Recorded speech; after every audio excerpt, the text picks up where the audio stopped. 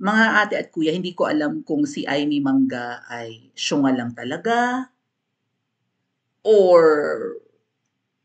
pressured na or humahapit na, 'di ba? Dahil kailangan na niyang humapit. Alright? What the heck? Dahil ilang araw na lang botohan na. Mukhang kailangan niya ang boto ng mga DDS. Kaya niya 'to ginawa. Nilaglag niya ang kanyang kapatid. Well, hindi kapatid niya ang nilaglag niya directly, kundi nilaglag niya ang kanyang hipag na si Liza Marcos at si Martin Romualdez na allegedly ay best friend niya. Si Aimee Marcos at saka si Martin Romualdez di umano ay best friend. Kaya shoutout sa mga nagsasabi na ako ibinayaran ni Martin Romualdez. Kung binayaran ako ni Martin Romualdez, para saan? Para ano? Sa anong trabaho? Para batikusin si Aimee? Binabatikos ko rin si Martin Romualdez. Binabatikos ko rin si Bongbong Marcos, si Liza Marcos. Yung mga nangangakusa sa akin ako'y bayaran ni Martin Romualdez, maglabas kayo ng proof. Batikusin lang si Aimee. Mag-best friend nga yung dalawa eh. Ting-aling. May saltik ito. Makaimbento lang ang mga kulto ng double agents. Alright. So, hindi niya nilaglag directly yung kapatid niya, pero ipinahamak din ni Aimee Mangga ang kanyang kapatid. Okay? Pero makakaintindi dito mga kababayan ay ang mga abogado, syempre, di ba? So, naglalaglagan na po talaga sila. Ang gobyerno raw po kasi ay pinamumunuan hindi ng Marcos, kundi ng Romualdez at ng Araneta. Eh, yun nga, Aimee, ibinoto baga ng mga Pilipino ang Araneta, ibinoto baga ang Romualdez. Bakit pinamumunuan ng Romualdez at ng Araneta ang Pilipinas? So sa madaling sabi, ang kapatid mo ay puppet. At nagulat ako, si Sas nag-post din patungkol dito, agreeing with me na ang kapatid ni Mangga ay parang puppet. At hihimayin natin mamaya mga kababayan kung anong saligang batas anong articles and section ng saligang batas, pinakamataas na batas ng Pilipinas, also known as the Constitution, also known as the 1987 Constitution, also known as the Cory Constitution, na bulok, maraming lusot, pero nalabag ni ngiwi. And therefore, kapag nilalabag mo ang saligang batas, dapat kang masipa sa pwesto. At dapat kayong gumawa ng paraan, kayong nandyan sa Pilipinas. Kasi ang mga OFW dito, sa abroad, di ba, lalo na yung nandyan sa Europe, walang tigil sa pagpabalik-balik doon sa Duterte Park. Ganyan ka-consistent. Kayo dyan sa Pilipinas, anong gagawin nyo? Kayong mga ordinaryong tao, kayong mga, di ba, mga kasundaluhan, kapulisan, men in uniform, military, army, ano ang gagawin nyo? Eto na, ngumakmak na si Mangga. Okay? At nag-a-agree si Sas. Eto.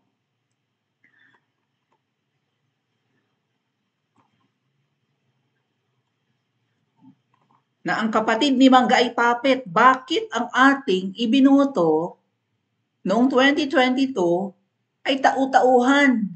Hindi gumagalaw kung hindi hihilahin yung mga strings. You get it? At ang kanyang mga galaw at desisyon ay base sa kumpas ni Martin Romualdez at ng asawang Ahas. Na malaki ang tiyan at malaki ang mata. So tatlo pa lang presidente. Sabi ni Ate Mary J. Croops, tatlo pala ang presidente ng Pilipinas. Anong katarantaduhan to? At ano ang dapat gawin sa ganitong sistema? Tama ba yan? Ethical ba yan? Is it constitutional as well? Legal ba yan? Na tatlo ang presidente? Parang dalawa nga lang base sa sinabi ni Mangga.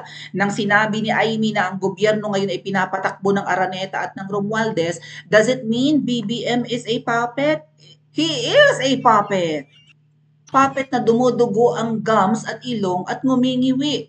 Puppet na mukhang adik sa kung ano man, sa pulburon. According to Miss Maharlika. Kung puppet, tamad, ilit, inutil, manloloko, mambubudol, at lulong sa ipinagbabawal na pulveron, ano ang dapat niyong gawin? Pagtiisan hanggang 2028, yan kasi ang sabi ng double agents. ng mga ahas na mukhang namantikaan ng muso. Wag nating patalsikin ang adik na presidente. Wag nating, 'di ba? Wag nating pagkaisahan. Wag tayong magtipon-tipon sa EDSA. Huminahon tayo kasi yan ang gusto ng mga Duterte, huminahon, ginamit pa mga Duterte. Hindi mga hindi mga Duterte ang dapat masunod. Kung ang namumuno ay adik, hindi lang po kasi. You have to understand mga kababayan. Kaya kayo nalilinlang din ng mga galamay ng prutas na yan. Hindi pwedeng manggaling sa bibig ni VP Sara.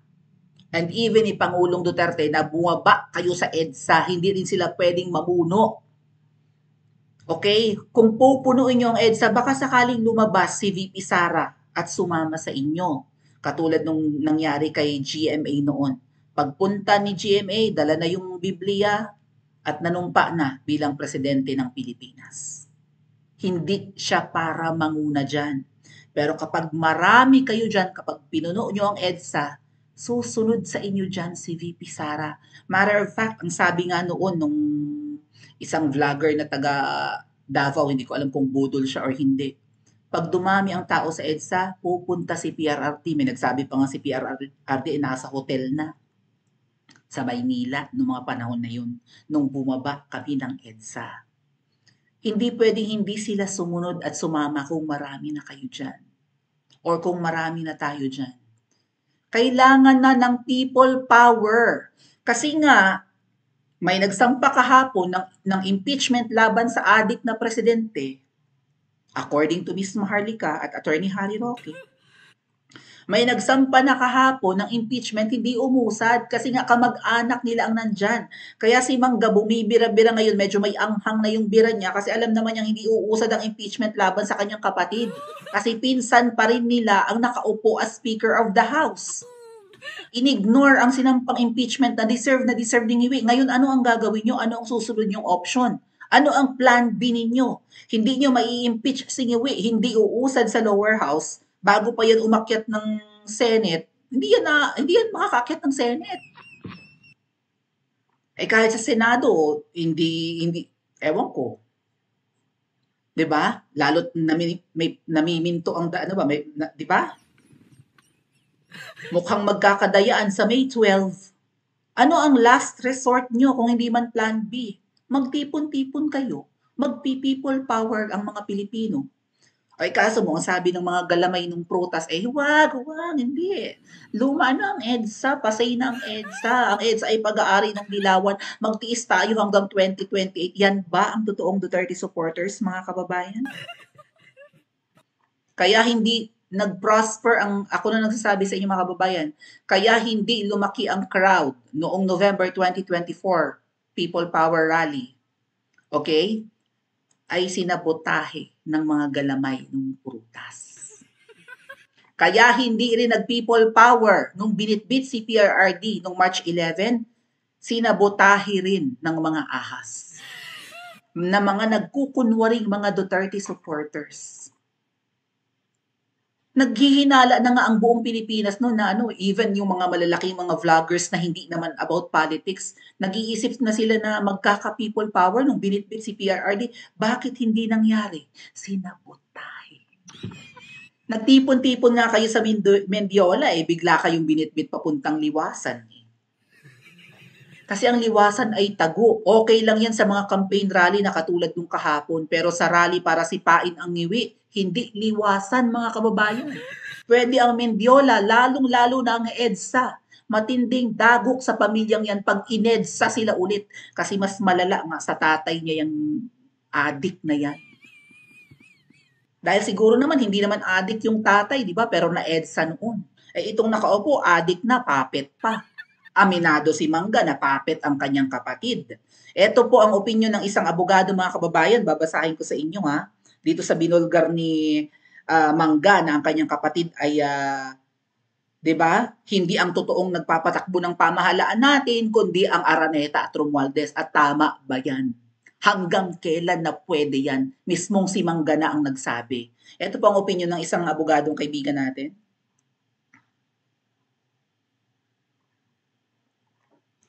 Basahin natin. Paglabag sa konstitusyon, pinakamataas na batas na umiiral sa buong Pilipinas, yung konstitusyon or saligang batas.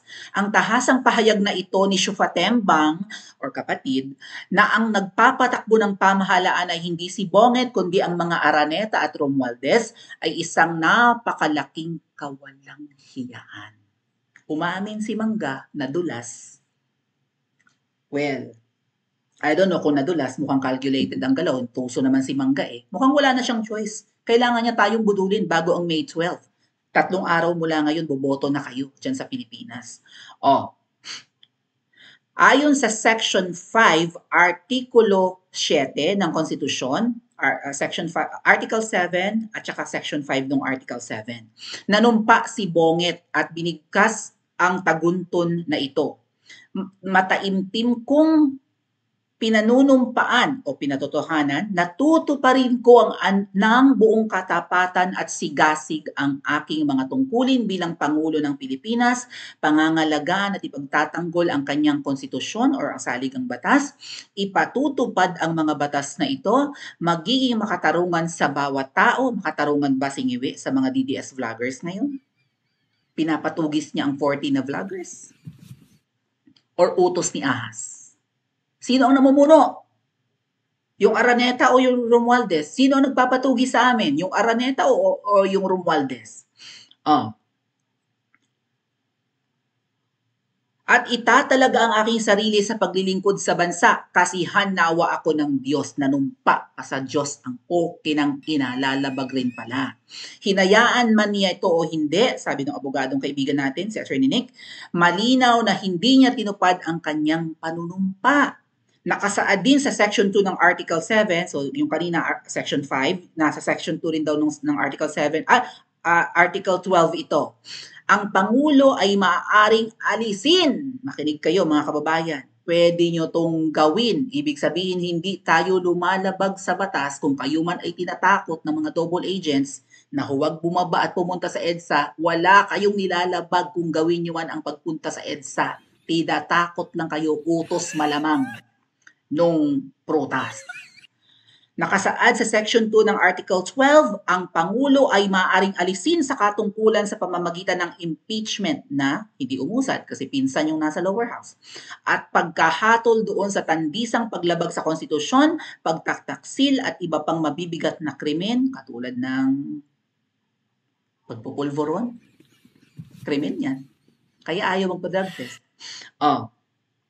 O pagkakanulo sa pagtitiwala ng bayan or betrayal of public trust. Pinagkatiwalaan natin na siya ay, siya ay leader na hindi lalabag sa batas, siya nga ang magpapatupad ng batas at ang kanyang mga galamay ng mga men in uniform, ang ending siya ang lumalabag.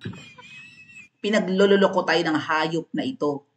Bawat buka ng bibig, mukhang 10 sa 10 sinabi, 11 ang kasinungalingan. Natupad na raw niya ang pangako niyang bigas. Wala daw bit-bit na baril doon sa KOJC. Ang poki ng ina ay sinungaling, mambubudol talaga. At mukhang gumagamit ng ipinagbabawal na pulveron. That's betrayal of public trust, mga kababayan. Bukod sa lumalabag, di ba? Paano may papatupad ang batas kung ikaw mismo ay gumagawa ng illegal? Dahil nga ba ang nagpapatakbo ng pamahalaan na hindi naman hinalal para sa posisyon, malinaw na may tandisang paglabag sa konstitusyon, pagtataksil, pagkakanulo sa pagtitiwala ng bayan. Bakit ang nagpapatakbo ng Pilipinas yung dalawang demonyo nagmukhang nagpapaligsahan pa sa pagkamkam, kaya hindi kayo umaasenso dyan sa Pilipinas, kaya nagmamahal ang mga bilihin dyan, kaya lumalala ang krimen, ang ginagawa ng dalawang apelyedo ay mukhang nagpapalakihan ng kamkam, kaya walang proyekto. So ang ginagawa na ito ni Araneta, ni Liza Araneta Marcos, at ni Martin Romualdez, ano ang dapat na iparusa sa mga demonyong yan? Ano ang dapat nyong gawin? Kung ang ibinoto ninyo at nakaupo dyan sa Malacanang ay monyeka pala, or marionette pala, or puppet pala. At ang humihila ng mga strings para siya'y gumalaw ay yung babaeng ahas at yung tambaluslos. Anong dapat yung gawin? At anong dapat nakaparusahan ng dalawa na hindi ibinoto sila ang naghahari-harian sa Pilipinas? Anong dapat gawin diyan? Hindi ba dapat ikulong 'yan panghabang buhay tas bisitahin natin at tuwing bibisitahin natin sabuyan natin sa mukha ng kahit man lang sana holy water. Baka sakaling umusok ang katawan ng mga demonyong 'yan. Oh, at maging ang mga ayun na nga, parusa kay Iwe, ang mga nagpapanggap na pangulo ay mananagot sa krimeng ginawa nila. Sino yung mga nagpapanggap na pangulo? Si Tambaloslos at ang babaeng ahas. Dapat daw managot, sabi ng isang abogado. Oh. Ngayon, ano pa ang hinihintay mo, Syupatembang? Ano pang hinihintay mo, Mangga? Oh, at kayo mga nasa kapulungan ng kinatawan, lower house, mananahimik na lang ba kayo? Ano pang aasahan natin sa 310 na mga buwaya? Baka may hindi buwaya sa 310. Pero yung 250 na bumoto para i-impeach si VP Sara, aasahan pa ba nating boboto sila para ma-impeach si Ngiwi? May naglakas loob, Duterte party list. Okay? Dating Duterte Youth Representative na si Cardema. Yun lang ang bukod tanging nagtanggol din kay PRRD nung nandun kami sa lower house. Nung inabot kami ng hating gabi. Sila ang naglakas loob magsampa ng impeachment laban kay NgiWM. Yung ibang mga yung ibang mga representatives, yung ibang mga kongresista ninyo ng mga lugar ninyo at ng mga party list, anong ginagawa nila? Yung natitirang less than 100, right? Less than 100 na lang yata yung matino. Oh, yun na lang ang pwede nating asahan. Pero yung 250 halos na nagpa-impeach kay VP Sara, hindi natin maaasahan itong magpa-impeach kay Ngiwi. Saan papunta ang Pilipinas, mga kababayan, sa mga ganyang leader na nakaupo? Na walang ginawa kundi kumamkam. Na walang ginawa kundi lokohin ang lahat. Ang buong Pilipinas ang niloloko ng mga buwaya. Hindi lang yan buwaya. May mga adik pa. May mga miyembro pa ng sindikato, baka mga leader pa nga ng sindikato. Saan papunta ang Pilipinas, mga kababayan? Paki-comment po sa comment section at mag-like and subscribe din po kayo.